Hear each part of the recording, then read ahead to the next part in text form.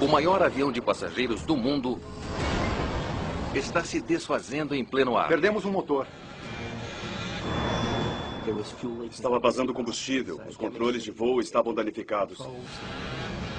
Os pilotos recebem uma avalanche de alertas. O que temos agora? Sistemas cruciais estão falhando por todo esse avião gigante. O que está acontecendo lá em cima? A vida de 440 passageiros corre perigo. E a crise rapidamente passa de ruim É um sistema após o outro. a catastrófica. O computador diz que não vamos conseguir. Troca! É como um teste no simulador dos infernos.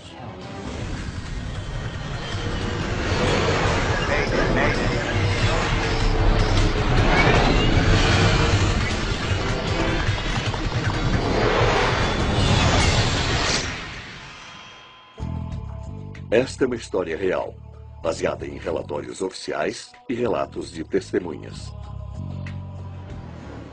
Titanic nos céus.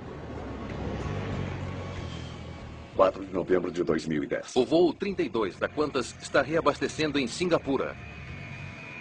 O Airbus A380 já passa da metade da maratona do voo de 22 horas de Londres a Sydney, na Austrália. Após 2 horas no solo, a tripulação está quase pronta para voltar aos ares. Poucos pilotos são capacitados a comandar um A380. O ex-piloto de combate Richard de Crespigny está nesse grupo de elite. Preparados para a decolagem? O A380 é a última geração em inovação, automação e excelência. E é a aeronave maior e mais complexa voando hoje. A principal tarefa do copiloto Matt Hicks é monitorar dispositivos eletrônicos e telas computadorizadas necessários para voar com este sofisticado avião. Tudo certo aqui, Richard. Todos nós já havíamos voado juntos, o que facilita porque dispensa apresentações e evita conflitos de personalidade. Nós nos conhecíamos bem. Mark Johnson é o engenheiro de voo. Mark, algum problema? Tudo certo aqui atrás. Os 3 pilotos revezarão no comando das 7 horas restantes de voo. O gigantesco A380 tem 2 andares e é o primeiro jato com 2 andares por toda a sua extensão. Essa aeronave faz todas as outras parecerem pequenas e comporta até 525 passageiros. Eu não sabia que o A380 era tão enorme. A cabine, o interior do A380, tudo parecia muito maior. Eram mais fileiras e mais um andar. Nesse voo, o desempenho do comandante Crespigny está sendo avaliado. É uma exigência anual para todo piloto da Qantas. Os comandantes designados como avaliadores eram os veteranos Harry Uban e Dave Evans. Algumas pessoas se incomodam com as avaliações. Ficam nervosas, então tentamos levar tudo da forma mais tranquila possível.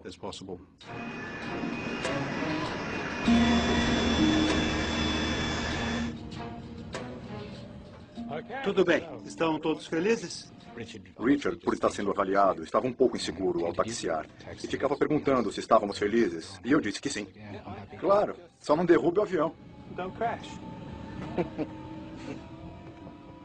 Qantas 32, decolagem autorizada, pista 20 centro. Qantas 32, decolagem autorizada. Tudo bem, vamos nessa.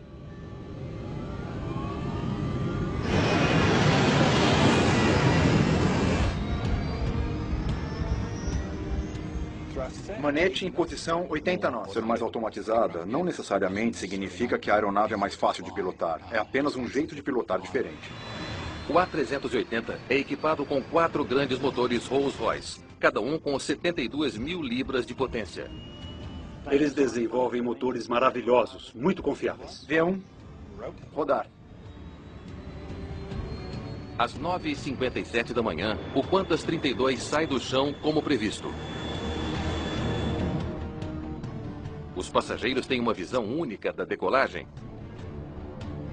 graças a uma câmera na cauda do A380.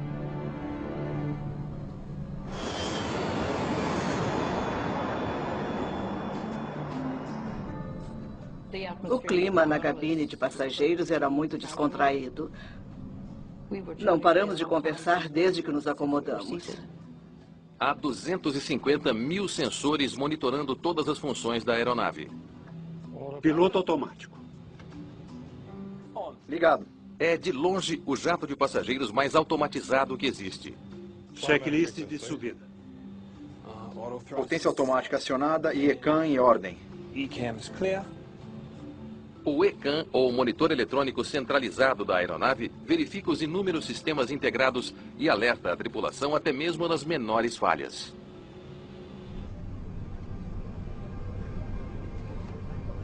São 10h01 da manhã. Os pilotos voam há apenas 4 minutos.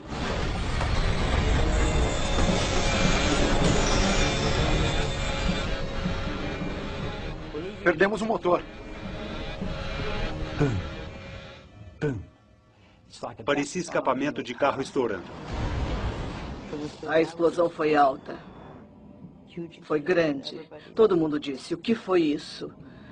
Minha reação imediata foi, meu Deus, chegou minha hora. A primeira coisa que se pensa quando há um estouro é falha no motor. Talvez um dano grave. Perdemos o número 2. Mantendo 7.400 pés. Crespigny não demora a retomar o controle do piloto automático. 35 anos de experiência dizem ao piloto o que fazer. Pressionei o botão para manter a altitude, o que baixou o nariz e nivelou a aeronave. Mete procedimentos do ECAM. É para já.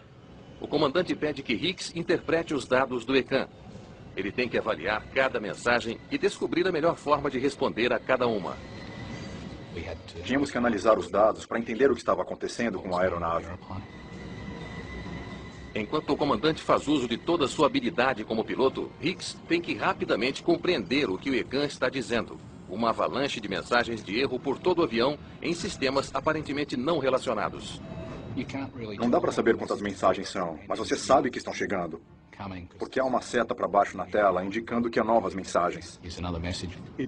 Foi muito confuso no início. Não sabíamos o porquê de tantas mensagens. O comandante Crespigny precisa de espaço para manobrar. Pen. Quantas 32? Falha no motor. Mantendo 7.400 e seguindo em frente. Quantas 32? Copiado. Digam que podemos ajudar. Emiti um sinal de emergência que diz a todos que estão ouvindo, estamos com problemas.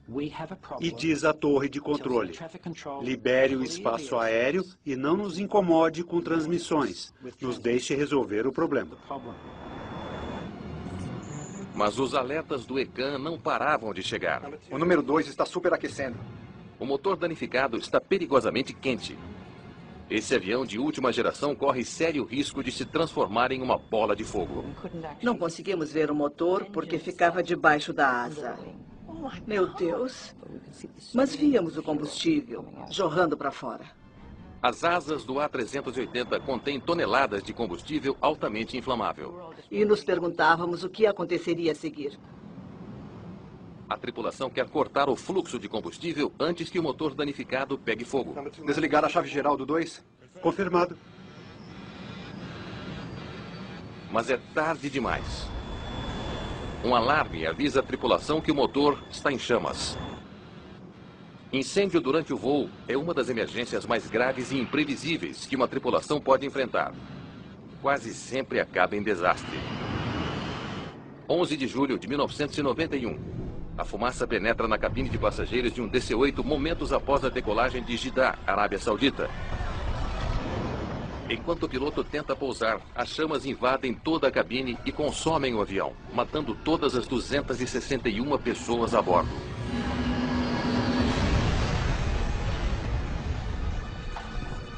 No Qantas 32, a única esperança da tripulação para apagar o fogo é acionar os extintores de emergência dentro do motor incendiado.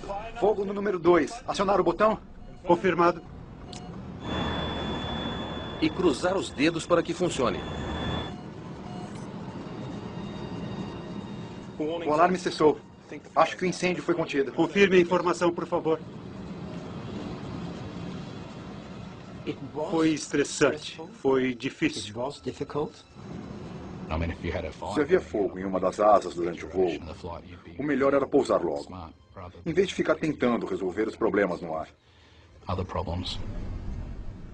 Marion Carroll está sentada bem na asa esquerda, de camarote para a catástrofe que se desenrola. Eu vi o buraco na asa, causado pela explosão. Pelo que eu enxergava, parecia um buraco grande, de quase 1 metro. E o metal se retorceu para cima. A 6.300 quilômetros de distância, o Centro de Operações da Qantas em Sydney recebe os dados do avião em tempo real. O engenheiro Alan Milne nunca havia visto nada parecido. Estou recebendo mensagens estranhas do voo 32. Quando vimos as mensagens da aeronave, era tanta coisa, tantos sistemas ao mesmo tempo, que não dava para entender nada.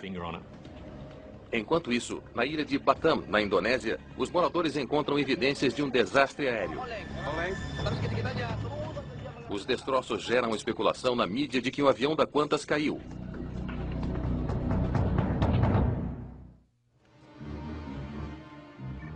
No ATSB, Departamento Australiano de Segurança no Transporte, Kevin Chapman se inteira das notícias perturbadoras. Se for tudo verdade, logo ele terá que encarar a maior investigação da carreira. O ATSB monitora a mídia e estávamos inteirados da cobertura de um possível acidente. Inicialmente, a mídia descrevia um desastre aéreo na Indonésia. Caramba!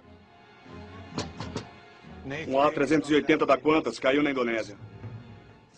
Ficamos bastante preocupados.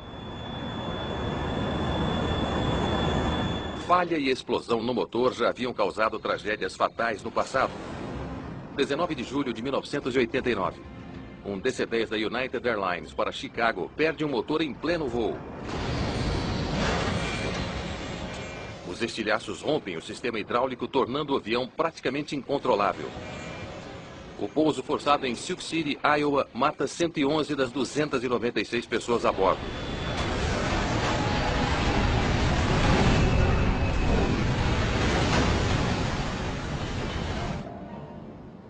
A bordo do A380, o copiloto Matt Hicks iniciou o trabalho de análise dos crescentes alertas computadorizados.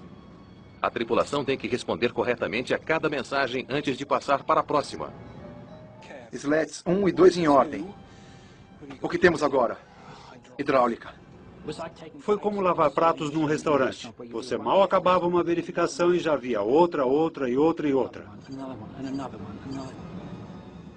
Em um ambiente de treinamento, provavelmente só fazemos 2 ou 3 falhas consecutivas. Nesse caso, foram 58. Então foi muito mais do que já fiz na vida. O motor número 2 explodiu há 5 minutos. O Qantas 32 está a 70 quilômetros ao sul de Singapura, a caminho do mar aberto.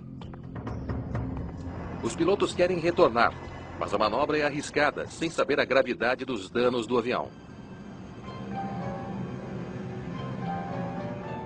A lista de falhas só aumenta, provando a habilidade de resposta dos pilotos.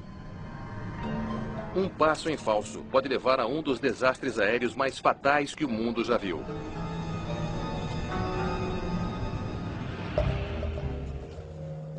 Os engenheiros no centro de operações também tentam desvendar a cascata de erros.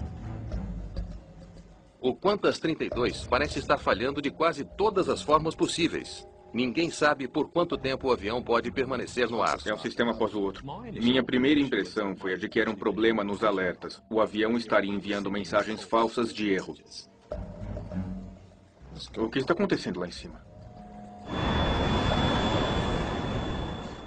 Pneumática, hidráulica, elétrica deterioradas. Energia cortada na asa esquerda. Flaps, slats e ailerons danificados, mas ainda operacionais.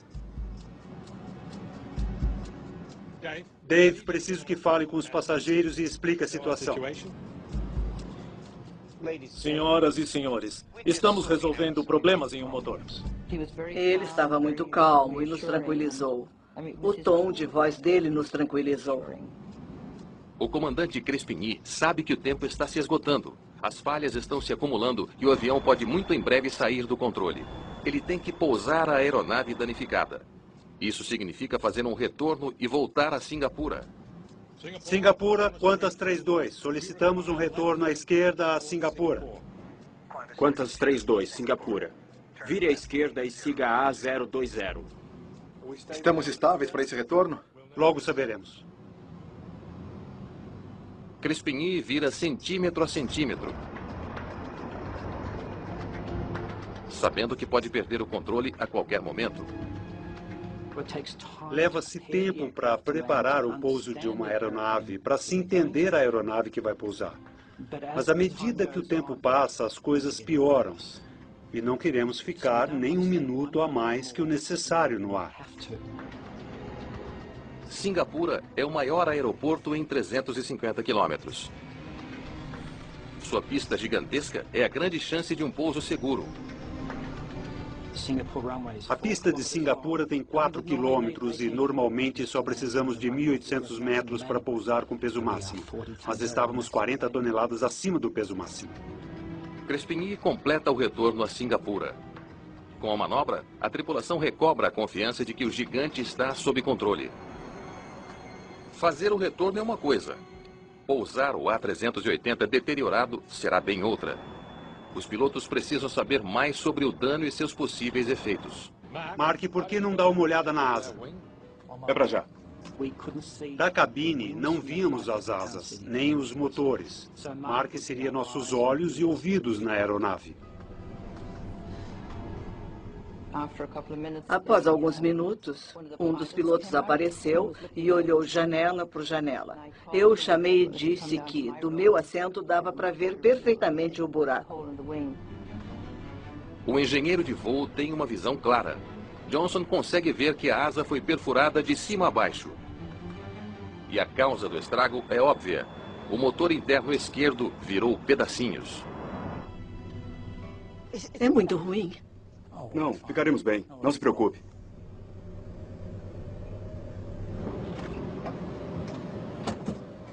O que me diz, Mark? O número 2 explodiu, fez buracos na asa e o combustível está vazando. É bom saber. Não tem preço poder mandar um piloto para ver com os próprios olhos o estrago na asa, voltar e dizer: a situação é a seguinte. Especialmente se você confia na pessoa. É como verificar pessoalmente.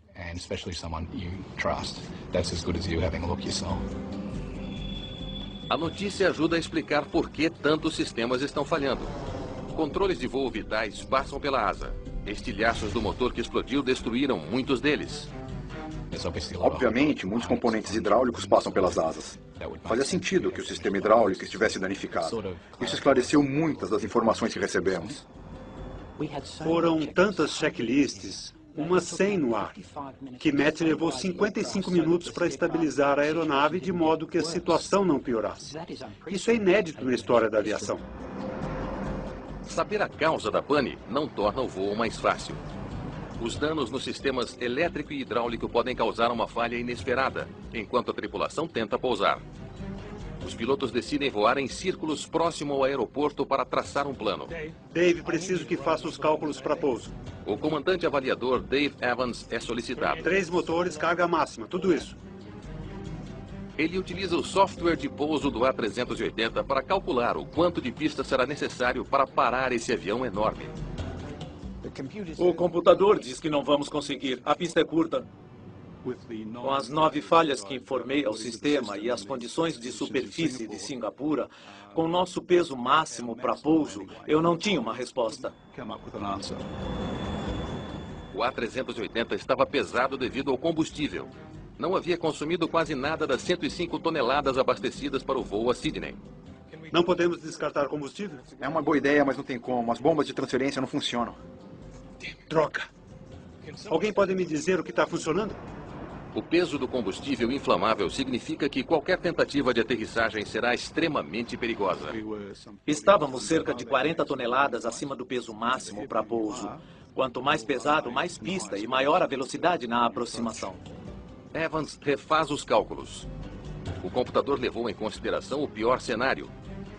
Agora ele insere números mais otimistas. Parte da indústria acredita que os computadores são infalíveis e que sempre devemos acreditar neles. Temos computador em casa e sabemos que isso não é verdade. Certo. Parece que é possível e ainda sobram 139 metros. 139 metros de sobra em uma pista de 4.000 metros é uma margem pequena, mas é melhor do que faltar 139 metros. Qual seria a velocidade de aproximação? 146 nós. 146 nós? Isso não está certo, é devagar demais. Ele nos passou uma velocidade para inserir no computador de voo. Mas eu parei, pensei e concluí que não podia estar certo. Era devagar demais. Manter a velocidade certa na aterrissagem é crucial. Devagar demais e o avião perde sustentação e cai no chão. Rápido demais e eles podem ultrapassar o fim da pista. Adicione 20 nós. Daria tempo de parar?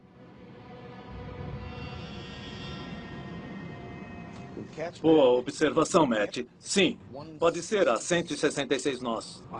Gosto de pensar que juntamos o cérebro de todos os pilotos na cabine e criamos um grande cérebro.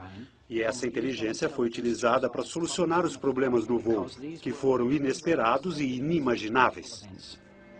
No centro de operações da Qantas, Milne vê que o Qantas 32 iniciou sua descida final. Resta a ele torcer para que a tripulação consiga realizar com segurança esse pouso traiçoeiro. Eles estão vindo. O Qantas 32 vai pousar. Ele avisa os funcionários do aeroporto para se prepararem para o pouso de emergência do maior avião de passageiros do mundo. Pouso que pode terminar em desastre para os 469 passageiros e tripulação. Nós conhecemos pessoalmente essas pessoas, conhecemos a tripulação. É uma grande preocupação. Singapura, aproximação Qantas 32. Vamos precisar de uma aproximação longa e é bom que a brigada de incêndio esteja a postos. O combustível está vazando. Entendido, Qantas 32. Tem autorização para aproximação direta, 32 quilômetros. Os 5 experientes pilotos usam tudo o que sabem sobre aviação. Flaps 3. Na tentativa de pousar com segurança. E lá vamos nós.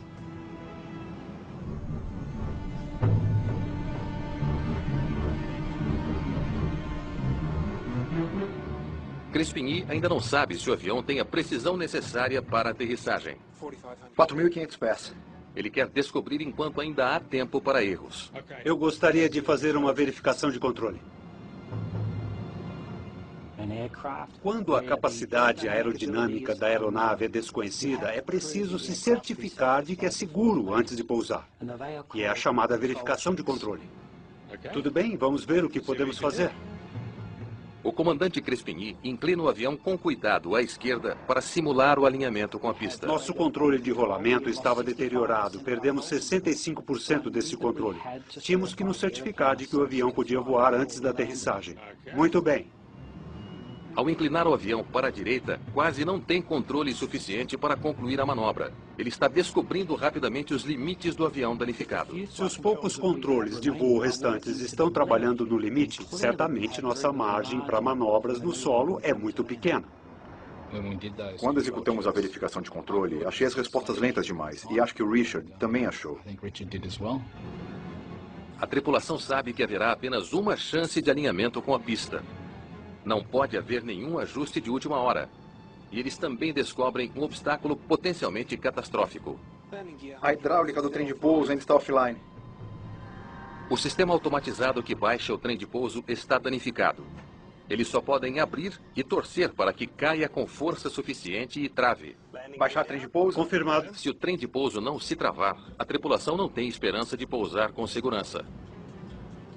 No trem de pouso, precisávamos de rodas para segurar a aeronave e freios para pará-la. São necessários 2 longos minutos para a gravidade puxar o trem de pouso na posição. Verde, trem de pouso abaixado. Dava para ouvir o som do vento mudando conforme as rodas desciam. É sempre reconfortante ouvir que estão se abrindo. Sempre ouvi falar que o pouso e a decolagem são os momentos mais críticos. Todos estavam cientes de que seria perigoso se aproximar do solo. O voo Qantas 32 está a 2 minutos de aterrissar. Cuidado com a velocidade, Richard. Muito bem, é só um pouco menos. Crespigny ajusta o manete para pousar com a menor velocidade possível, facilitando assim a parada da aeronave. Velocidade baixa. Está devagar demais.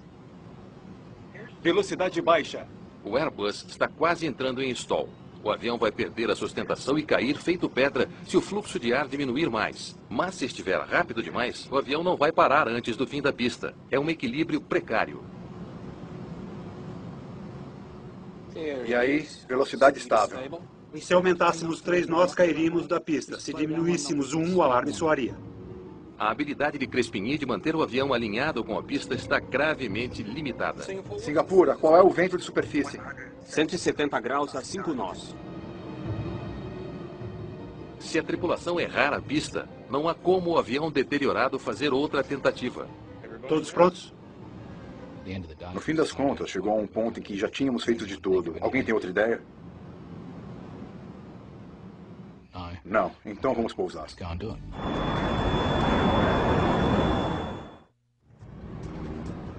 Confirme brigada a postos. Positivo. 100. Você pensa nos filhos, pensa na esposa, e depois volta para fazer o que tem que fazer. 50, 40, 30, 20... A poucos metros do chão, o alarme de stall do voo 32 novamente alerta para um desastre iminente. Dúvidas surgiram na minha cabeça. Como está nosso desempenho? Será que está correto? Não parece. Nós, passageiros, não imaginávamos que tanta coisa havia dado errado. Velocidade baixa.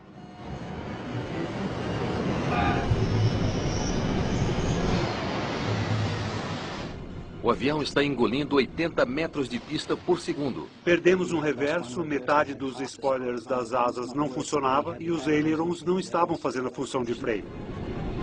Se não desacelerarem rapidamente, correm o risco de ultrapassar o fim da pista, cair e romper os tanques cheios de combustível. Não estávamos desacelerando.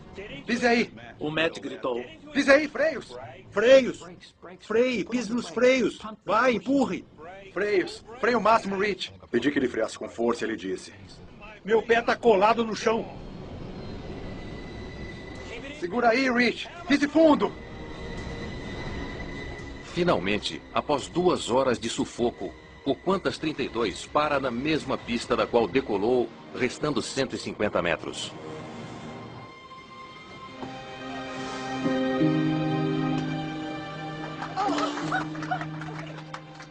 Aleluia.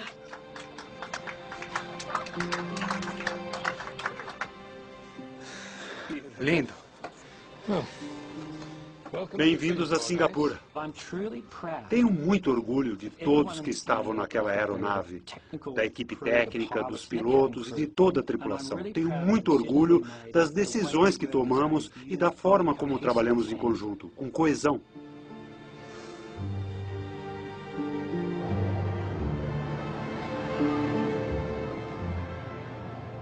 Eu pensei, com certeza, o que todos os passageiros pensaram, que a crise havia terminado. Tínhamos pousado em segurança. Parecia que os problemas tinham acabado. Mas com combustível vazando, ao lado de discos de freio fervendo, o perigo estava longe de acabar. Estava saindo fumaça do trem de pouso esquerdo e o combustível estava vazando por toda parte.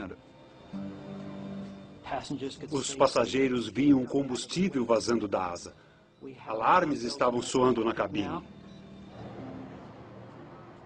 A situação era praticamente tão crítica quanto em voo após a explosão do motor. O avião que escapou por pouco no ar corre sério risco de se incendiar em terra. Eu não parava de olhar para o relógio. Fiquei muito tensa ali dentro. Eu não conseguia entender por que não saíamos. Aqui é o comandante. Quero que os passageiros permaneçam em seus lugares até que a brigada de incêndio termine o trabalho. Por que está demorando tanto? Era importante, naquele momento de tensão, espalhar espuma e reduzir ao máximo a possibilidade de incêndio.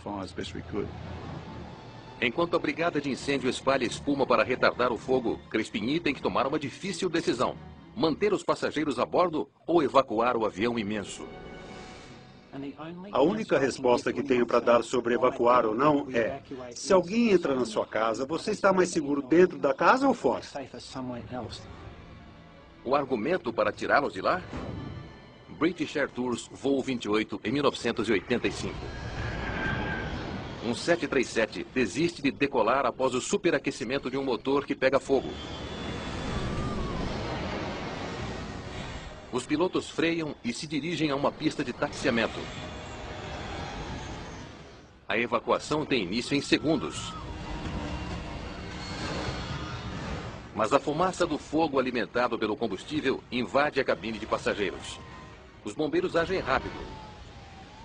Mas para muitos a bordo é tarde demais. Eles se intoxicam com a fumaça. Das 137 pessoas no avião, apenas 82 sobrevivem.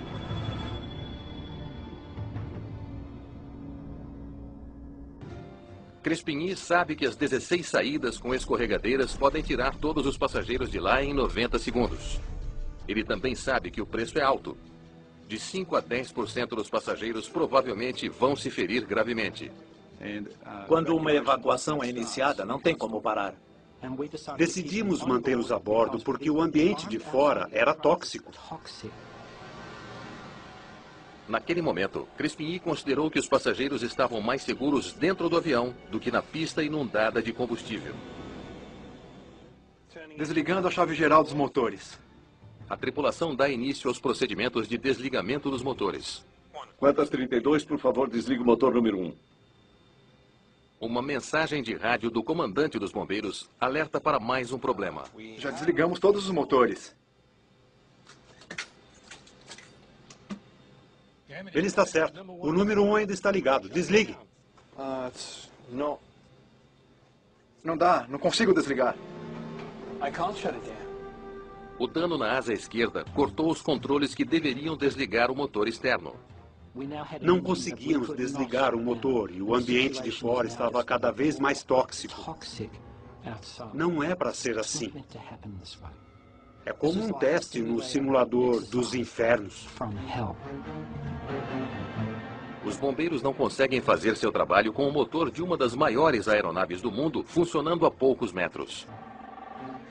Eles ligam para o engenheiro da Qantas, Alan Milne, em Sydney, perguntando o que fazer. Jogue toda a água que puder. Eles posicionaram um dos grandes canhões de água bem diante do motor. Mas como esses motores são projetados para enfrentar tempestades torrenciais, por mais que tentassem, não conseguiam desligá-lo. Depois de uma longa hora, as equipes de emergência finalmente conseguiram espalhar espuma suficiente para eliminar o risco de incêndio. Eles posicionam as escadas, que são mais seguras que escorregadeiras. Não será mais uma evacuação de emergência. Senhoras e senhores, obrigado pela cooperação. A aeronave é segura para desembarque. Vamos tirá-los daqui. Graças a Deus. Finalmente, é seguro para os passageiros desembarcarem.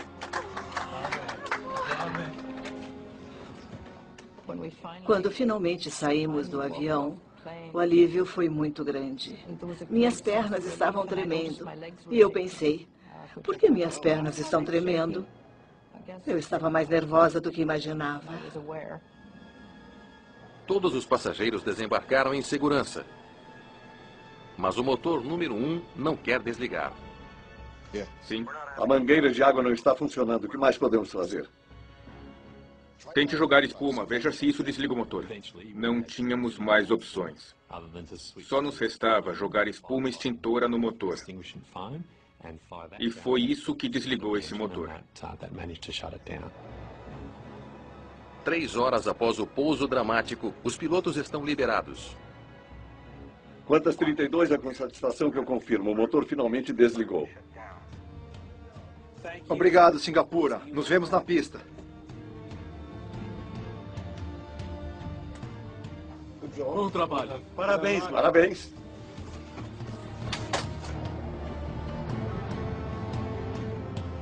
Minutos depois, a tripulação vê o estrago pela primeira vez. Fiquei chocado. Eu nunca havia visto tamanho estrago numa aeronave. Nesse mesmo dia, o diretor da Qantas, Alan Joyce, dá uma declaração impressionante. Suspenderemos os voos com o A380 até termos certeza absoluta de que as exigências de segurança da Qantas foram atendidas. Foi nosso CEO que perguntou: podem me garantir que essa falha não se repetirá em nossas aeronaves? E não podíamos dizer que sim. O futuro de toda a frota de A380 da Qantas dependia da compreensão do que houve de errado com um único motor. Há poucos fabricantes de turbinas como essa. É um grande motor turbofan e a Rolls-Royce está entre as melhores. Que desastre! Eu nunca vi nada igual. Simon Grummet é engenheiro de materiais no Departamento Australiano de Segurança no Transporte. Havia destroços, estilhaços e buracos por todo o lado. Foi muito significativo. Essa foi a reação inicial. E sabíamos que dali para frente começaria uma grande investigação, especialmente para o ATSB. A gravidade dos danos aumenta a pressão por respostas. Uma falha irremediável no motor é um evento raro, mesmo para um investigador. É raro ter que lidar com um trabalho nesse sentido, e esse era importante. Os destroços que caíram no chão incluem um disco quebrado da turbina.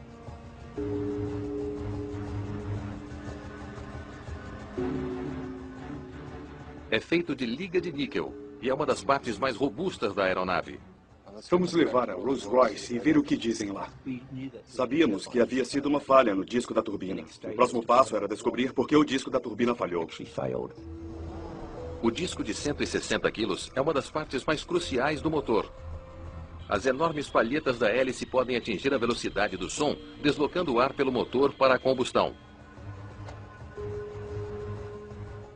No laboratório da Rolls-Royce, os engenheiros comparam o disco aos registros de fabricação e observam algo estranho. O disco está maior do que deveria. Isso significa que girava a uma velocidade inacreditável, tão rápido que começou a dilatar e aumentar de largura. O disco aumentou, aumentou, aumentou, até o limite do material, quando se despedaçou. E foi com tanta violência que os fragmentos foram lançados com energia infinita. Isso significa que nada poderia parar essas peças. Rompeu tudo que encontrou no caminho. Fios, hidráulica, rompeu tudo. Os investigadores traçam o caminho que os destroços fizeram no avião. Peças do motor claramente cortaram a fuselagem e a asa esquerda. Não é à toa que tiveram tantas falhas. Linhas de combustível, hidráulica e controles de voo diversos.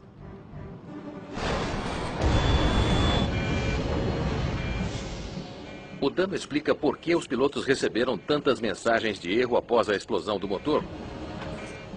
Mas não explica por que o disco estava girando tão rápido.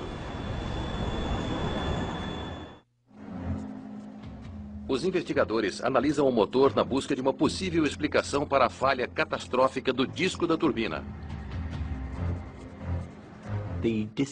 O disco falhou por excesso de velocidade, mas não havia nenhum fator na fabricação ou design do disco que contribuísse para isso. Então, nesse momento, o foco se voltou para o motor. Eles descobriram algo perturbador. Eu achei óleo. Em um motor da Rolls-Royce? O interior do motor está preto e coberto de fuligem e óleo.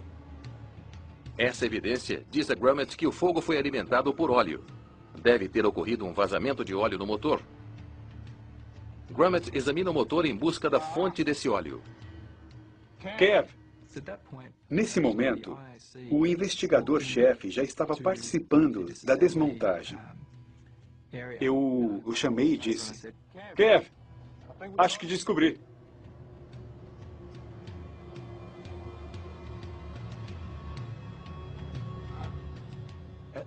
Foi um momento de, nossa, era uma fase muito importante na investigação. Um tubo curto havia se rompido, derramando óleo por todo o disco da turbina. A peça é o tubo de escapamento direto. Quase derrubam um A380. Caramba! Os investigadores acreditam que o óleo do tubo rompido se incendiou e queimou a mais de 1000 graus Celsius.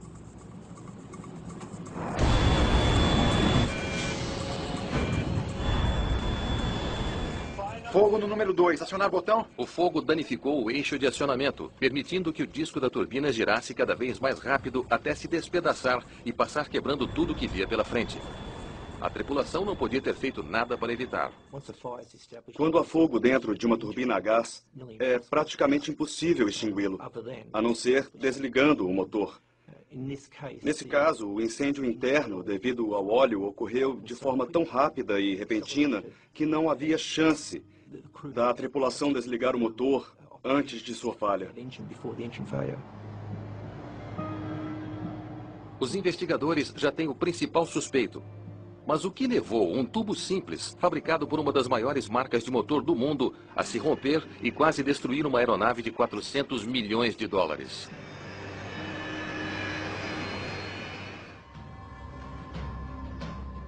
Os investigadores enviam o que restou do tubo de escapamento direto para o fabricante, a Rolls-Royce, onde se faz uma descoberta perturbadora.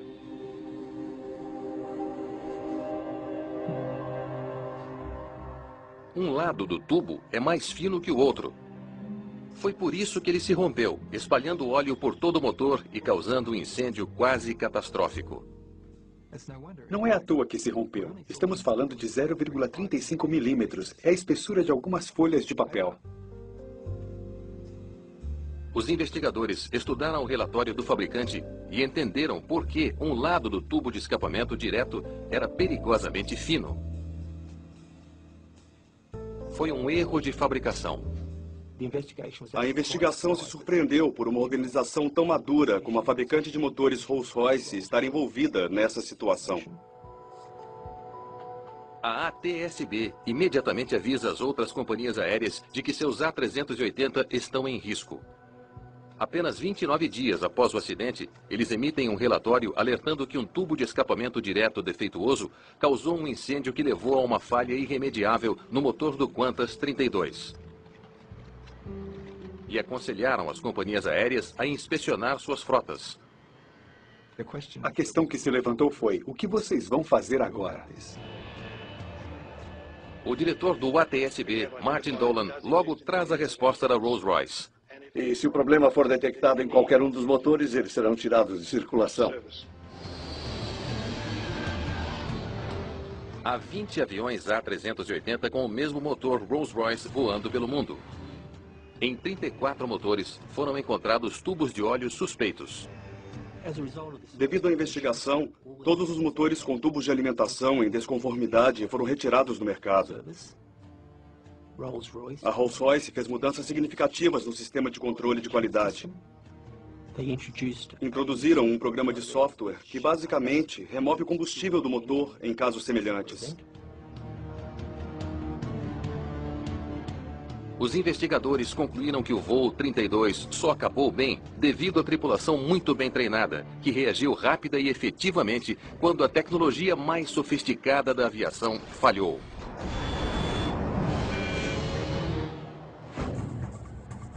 Matt, procedimentos do ECAN. Ele se manteve calmo, seguiu os procedimentos e nós repassamos checklists. Qual seria a velocidade de aproximação? 146 nós. Isso não está certo, é devagar demais. Adicione 20 nós. Pode ser a 166 nós. Entrariam em stall a 146 nós. Ainda tiveram coragem para isso. Eu gostaria de fazer uma verificação de controle. A decisão do comandante de avaliar em uma altitude segura o que a aeronave era capaz de fazer deu informações valiosas à tripulação de como a aeronave se comportaria durante o pouso. Bela tripulação.